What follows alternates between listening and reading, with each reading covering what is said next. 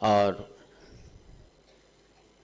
बस एक ही बात कहना चाहता हूं कि मैं आपके 94वें जन्मदिन पर आया हूं, इसका आप बदला मुझसे चुकाएं और मेरे 94वें जन्मदिन पर आप जरूर आएं।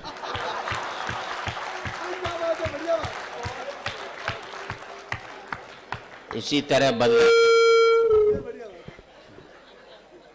तरह बदला चुकाया जा सकता है। एक बात और बता दूं कि मुझे वरदान मिला हुआ है कि जो मेरी बात पर ढंग से ताली नहीं बजाता वो अगले जन्म में घर घर जाकर ताली बजाता है।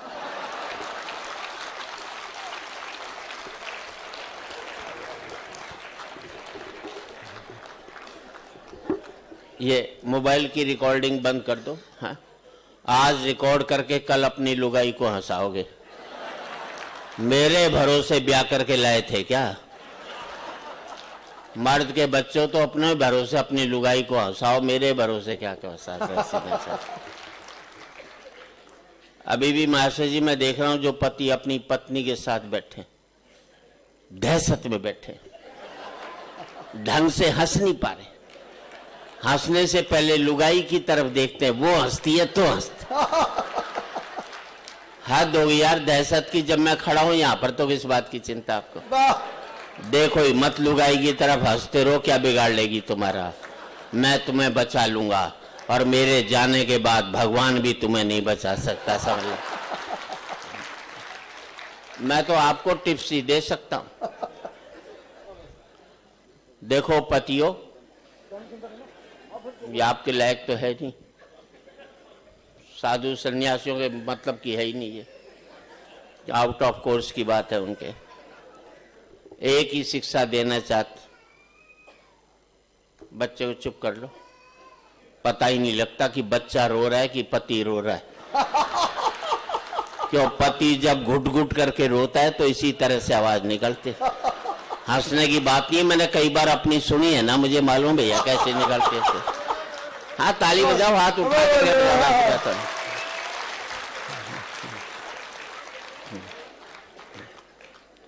बहन जी रख ले इसे, हाँ सुनने का आनंद हो जाएगा। हाँ, आज रिकॉर्ड करके कल देखकर हंसोगे, इससे बड़ी मूर्खता नहीं हो सकती। जिंदगी में आज बेहतर जीना सीख जाओगे तो कल अपने आप ही बेहतर होता चला जाएगा। क्या बात है। एक ही व्यक्ति मुझे इतने सालों में मिला जो काम को धर्म समझता है और धर्म का भी काम करता है। वाह, क्या कहने, वाह वाह वाह वाह, बड़ी बात है। वरना लोग सिर्फ धर्म का काम करते हैं लेकिन काम का धर्म नहीं करते। आप दोनों काम करते हो, काम को भी धर्म समझते हो, धर्म का भी काम करते हो। वाह वाह वाह, क्या बात। बस तालियां आप लोग कमजोर बजा रहे हैं, बिल्कुल अच्छी बात नहीं।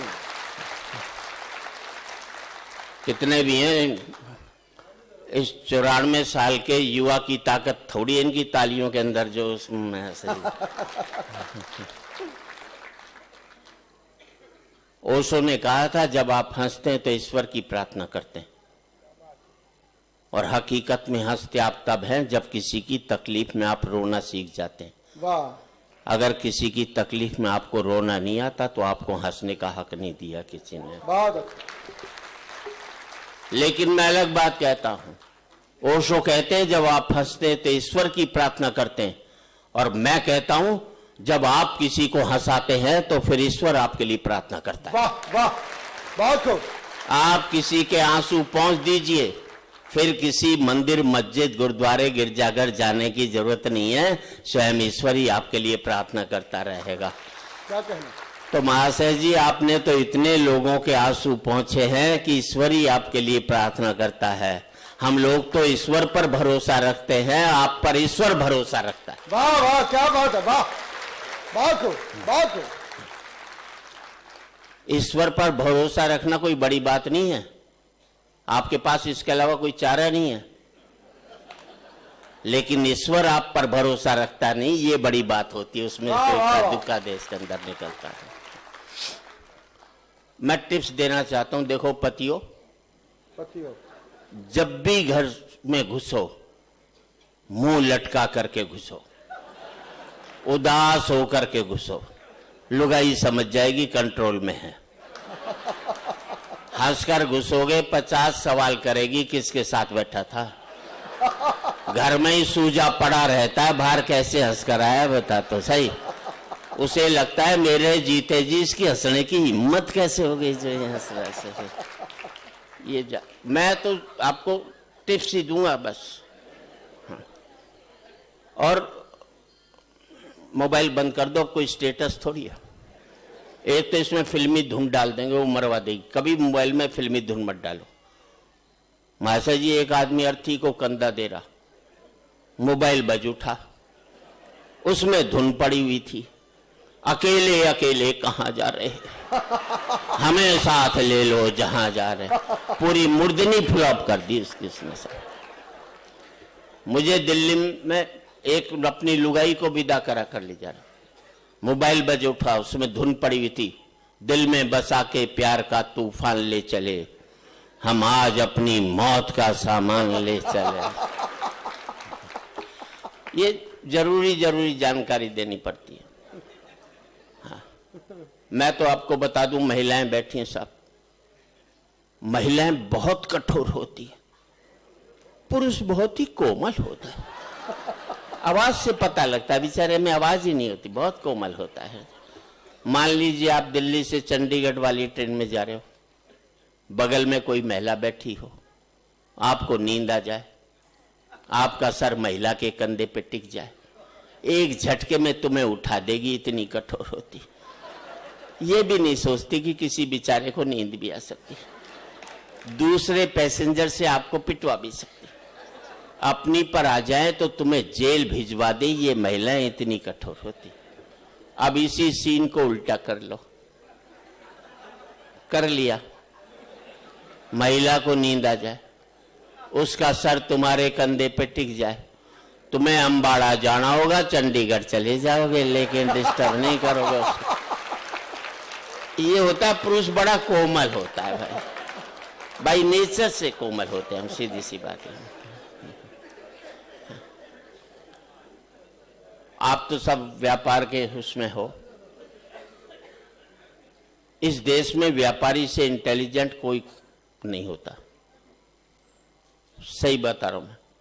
अभी दिल्ली के पास गाजियाबाद में एक ने टीन के छप्पर में चाय की दुकान खोली, ऊपर बोर्ड लगाया होटल ओबराय, नीचे लिख दिया हमारी दिल्ली में कोई भी ब्रांच नहीं है, बिगाड़ ले ओबराय, क्या बिगाड़ेगा उसको। एक लाइन में कई हजार करोड़ के होटल की ऐसी तैसी फेर करके रख दी, नीचे एक लाइन और लिख दी, नक्कालों से सावधान। दिल्ली में कुतुब रोड पर एक बोर्ड लगा, अमिताभ बच्चन 10 रुपए, जया भादरी 5 रुपए। अब ये गन्ने के जूस की दुकान, बड़ा गिलास और छोटा गिलास लिखने की जगह दोनों कलाकार निपटा दिए उसने। मुझे दिल्ली में एक आदमी मिला, मैंने क्या करता है, बोले टिम्बर मर्चेंट। अरे मैंने टिम्बर मर्चेंट कहाँ, बोले कर्नाट प्लेस में। अरे मैंने कर्नाट प्लेस में कहाँ टिम्बर का काम, बोले ऑडियंस सिनेमा के सामने। मैंने यार ऑडियंस सिनेमा के सामने तो कोई भी टिम्बर की दुकान नहीं, बोले वहीं बाहर खड़ा दांतुन बेचता हूं। है तो टिम्बर ही साहब। और जिंदगी में 2 पंक्ति आपकी जिंदगी बदल दें तो आपकी तालियां चाहूंगा।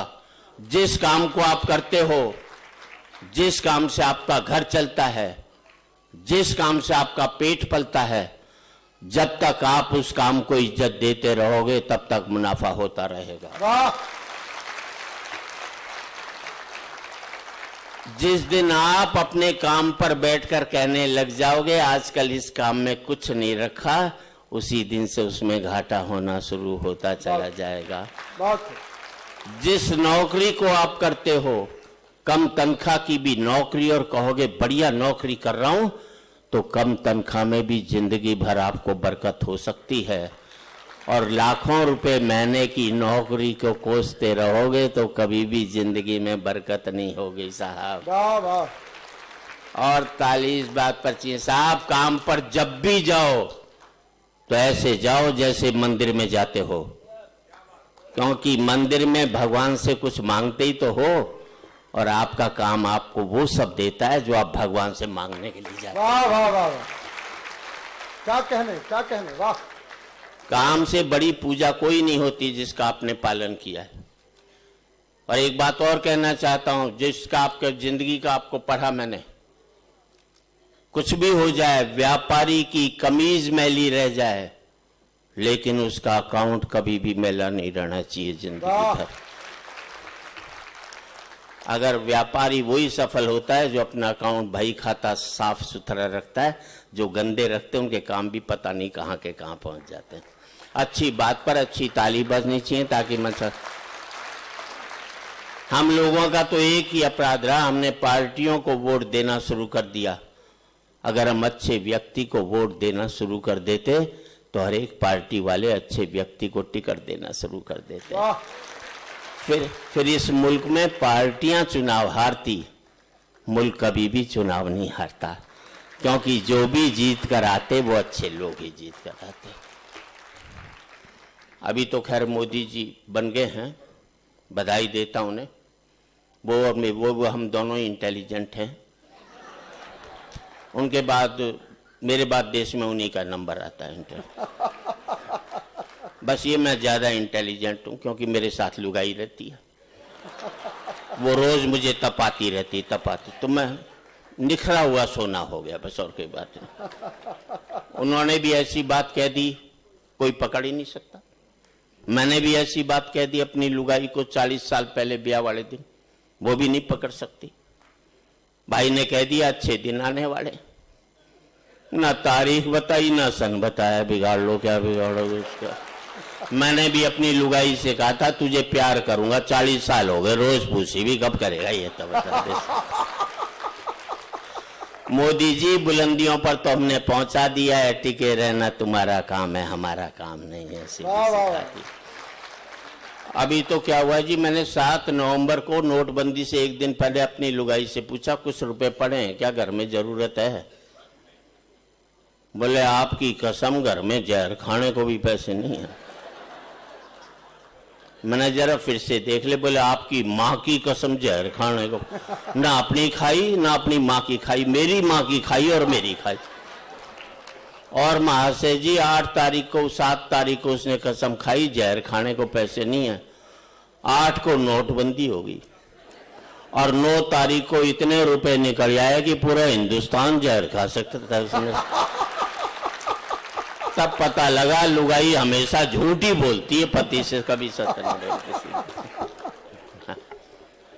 अभी तो मुझे राजेश, मैं तो थोड़ी बहुत टिप्स ही दे सकता हूं जिंदगी में। जी जी, क्योंकि हमारे मुल्क में सत्ता बदलती है, व्यवस्था नहीं बदलती। चेहरे बदलते हैं, चरित्र नहीं बदलता। मुखौटे बदलते हैं, मन नहीं बदलता। वाह। हम राजा का चेहरा बदलते हैं, वो अपना कैरेक्टर कोई भी नहीं बदलता। कोई फर्क नहीं पड़ता। इस देश में राजा रावण हो या राम, जनता तो बेचारी सीता है। रावण राजा हुआ तो वनवास से चोरी चली जाएगी और राम राजा हुआ तो अग्नि परीक्षा के बाद फिर वनवास में भेज दी जाएगी। वाह। और कोई फर्क नहीं पड़ता इस देश में राजा कौरव हो या पांडव।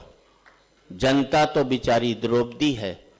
कौरव राजा हुए तो चीरहरण के काम आएगी और पांडव राजा हुए तो जुए में हार दी जाएगी। वाह। और कोई फर्क नहीं पड़ता इस देश में राजा हिंदू हो या मुसलमान। जनता तो बेचारी लाश है। हिंदू राजा हुआ तो जला दी जाएगी और मुसलमान राजा हुआ तो दफना दी जाएगी। मुसलमान राजा हुआ तो बहुत। और मैं आप सबसे एक ही बात कहना चाहता हूं कितने भी अमीर हो जाओ, कभी जिंदगी में किसी गरीब का दिल मत दुखाना। और आपका आशीर्वाद चाहूंगा। और अमेरिका में चले जाइए, सभी भारतीय मिलेंगे आपको, सब दुखी मिलेंगे। कोई आकर यही नहीं कहता सेठ बड़ा भूखा मुझे रोटी खिला दे। पंक्ति अच्छी लगे तो आपका आशीर्वाद चाहूंगा। याद रख लेना, अमीरी की अकड़ तभी तक रहती है जब तक गरीबी उसे निहारती रहती है। निहारना बंद कर दे तो हमारी अकड़ भी खत्म हो जाती है। नदी ने अकड़ते हुए कुएं से कहा तेरी क्या औकात है तुझे पता है? कहां नदी और कहां बेचारा कुआं। लेकिन कुएं का जवाब सुनना अच्छा लगे, कहीं कविता लगे तो आपकी तालियां चाहूंगा। नदी ने अकड़ते हुए कुएं से कहा, तेरी क्या औकात है, तुझे पता है? कुआं हाथ जोड़कर बोला, बहन जी, भटकाव और ठहराव में कुछ तो फर्क होता ही है। भटकाव और ठहराव में कुछ तो फर्क होता ही है। फर्क इतना ही है कि तुम प्यासे के पास जाती और प्यासा मेरे पास आता है।